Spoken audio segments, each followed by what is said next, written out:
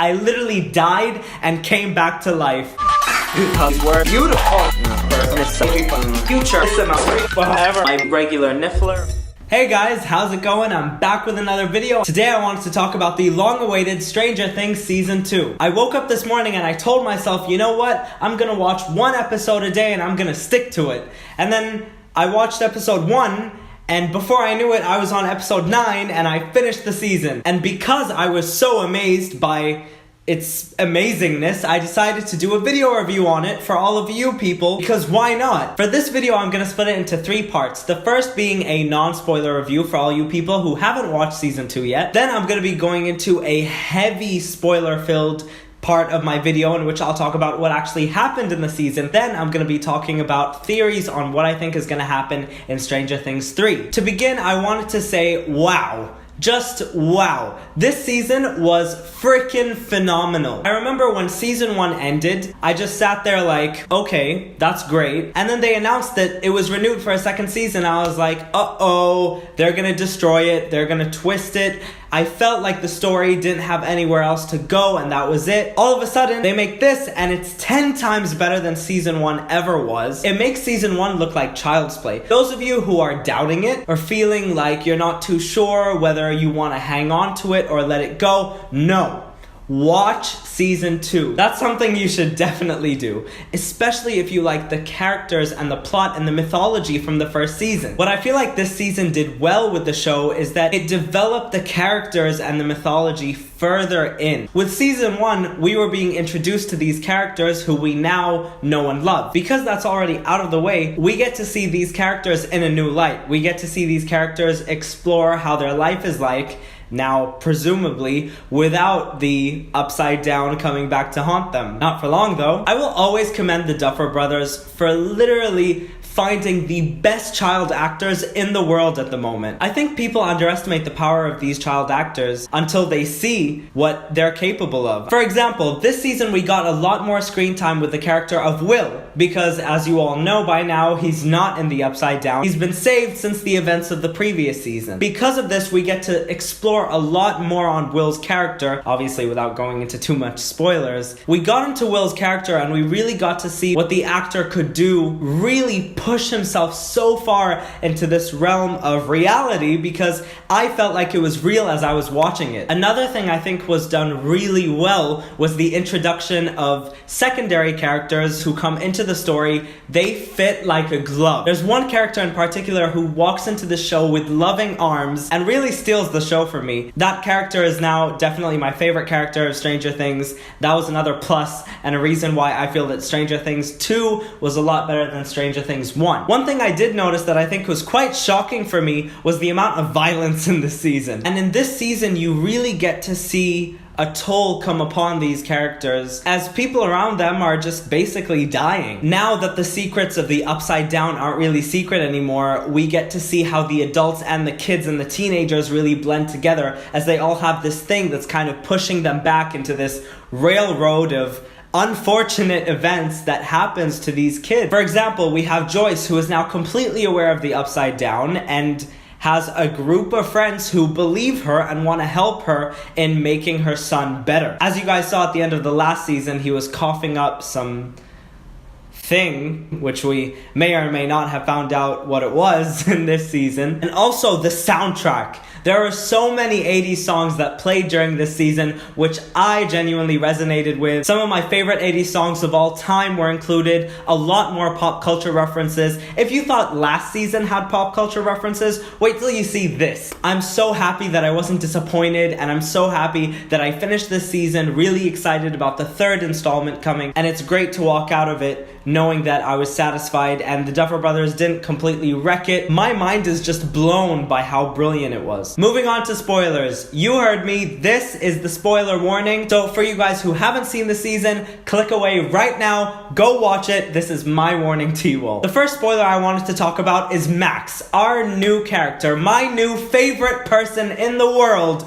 Max. Max enters the season quite smoothly. She's the new kid in town, and the boys are just obsessed with her. She nicknames Lucas Stalker, and they develop this kind of romantic relationship. But what I liked about her character is that she was really aggressive and she had a really strong personality. She carried this weight with her and this dark past that fits with the boys, which really fits with our main characters. That's why her and them just blend so well. I thought the addition of a new character at first was going to be really crappy because there was already so many different characters, but for some reason they made it intertwine so perfectly. There are so many amazing references in this movie. You have the boys wearing Ghostbuster costumes for Halloween, so much more, but genuinely seeing the kids all together wearing these really cool hazmat suits and just rocking it on Halloween, even though no one else was wearing costumes. That's really amazing. And that even includes a further development on their characters and how they're so different to the normal school kids in town. And I can't speak enough on how much I love Dustin. Dustin was everybody's favorite in season 1, but he actually takes it up a notch in season 2 as he makes some pretty bad decisions. That was a perfect segue. Let's move on to Dustin's new pet. Near the end of the second episode, Dustin encounters this little creature that he thinks is an earthly species in his trash can, and he moves on to raise it, while the kids tell him not to. Specifically not to. As he begins to grow and develop hands and begin to move freely around the house, Dustin finds that his pet has eaten his mom's cat, and he turns around, opens its mouth, and what do you know? It's a Demogorgon. I was so shook. Like, actually shook by this reveal. Not only because we didn't see this coming at all, I don't know if you guys did, but I certainly didn't, but because it was like this tiny little creature who was kind of cute, turning into this Demogorgon from the first season. But what was really shocking is that that same creature is the one that Will puked out from the first season. That's really what amazes me about this show, is that you feel like it's all such a build-up and everything is linked together. There are no plot holes whatsoever. And this whole concept of the upside down and the appearance of the shadow monster, which by the way is freaky as hell. The inclusion of the shadow monster into this whole otherworldly realm that the kids were in is horrifying. We saw what a Demogorgon could do in human form. Imagine this huge beast that just covers buildings and inhabits bodies. I really felt bad for Will this season as the shadow monster entered his soul and began controlling him. I think it was a great touch that Will's mom and his friends couldn't trust him anymore, as the shadow monster is now telling him what to do. And as one of the episode titles refer to it, Will has become the spy for the shadow monster. The inclusion of Will's character this season is just unbelievable, how they managed to give him so much screen time as he was still that link between the real world and the upside down. As I said before, in terms of violence, one scene in particular that I was really shocked about was the death of Joyce's new boyfriend, Bob. We started the season and he was just really annoying, to be honest, and I feel everyone felt the same way who have just watched the show. You start off really hating him for some reason. He just sticks out like a sore thumb, and then near the end of the show, as he practically sacrifices himself for all of the other characters, he gets eaten by demodogs. We find out that Dustin's pet just grows immensely and then starts to frickin' multiply to the point where the lab that Eleven was being tested on was completely contaminated, which leads to an unbelievable scene in which our main protagonists have to fight like 1,000,000 demodogs. This season really adds a layer of darkness that I just didn't think we could reach with this show, and goes even further than what has happened in season 1. Obviously, my favorite character of all time has to be Winona Ryder as Joyce, Will's mom, because for God's sake, she broke my heart this season. She loses her son in the first season, gets him back, and now is really scared for his life because he's re-entered this world of darkness and demons, and she literally cannot help him. We see her character go on an emotional journey until the end of the story, in which they find out how to release the monster from inside Will, which by the way is to heat it, which I think is one of the most genius reveals ever, because Will clearly stated in the beginning of the season that he likes it cold. Even I didn't think about heating the demon out of him. That was genius. And also a character who completely changed for me this season was Steve. Steve, the love of my life. This guy goes from a total to literally the sweetest guy you'll ever meet. He becomes the football coach to the kids as they're trying to fight off these demodogs. You see him in the trailer take out his bat, his iconic bat with nails in it, and he turns into a total hero. And a surprise that I think no one expected was hashtag Justice for Barb really worked, because we got Justice for Barb. The end of the show showcases the government literally being exposed for everything they've done in terms of testing on Eleven and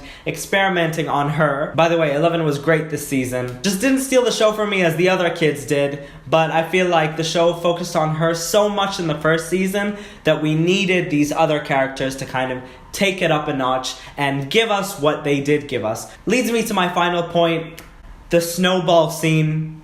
I couldn't breathe. I was dead.